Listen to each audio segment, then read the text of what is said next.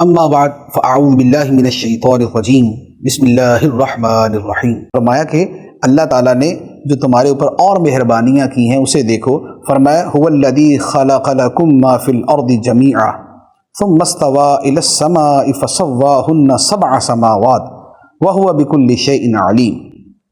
وہی ہے جس نے جو کچھ زمین میں ہے سب تمہارے لیے بنایا، پھر اس نے آسمان کے بنانے کا قصد فرمایا تو ٹھیک 7 آسمان بنائے، اور وہ ہر شے کا خوب علم رکھتا ہے۔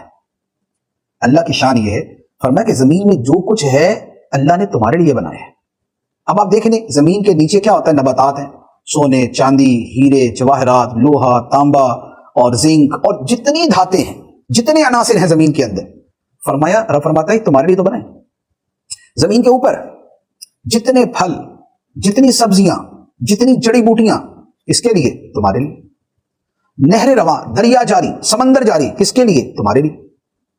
تو فرمایا کہ زمین میں جو کچھ بھی ہے رب نے تمہارے لیے بنایا۔ تو جس رب نے تمہارے لیے اتنا کچھ کیا تم اسی کا انکار کرو گے؟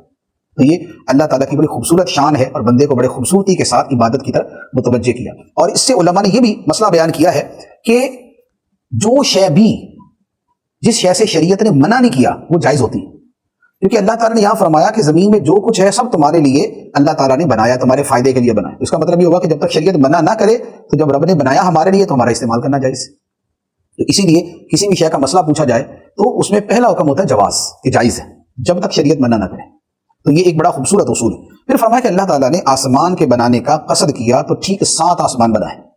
وہ 7 آسمان ہم آج تک دریافت نہیں کر سکے، لیکن وہ تہ بتہ ہے، ایک کے اوپر دوسرا، دوسرے کے اوپر تیسرا، اور خدا نے ٹھیک آسمان بنائے، اور فرمایا وہ ہر شے کا خوب علم رکھتا ہے۔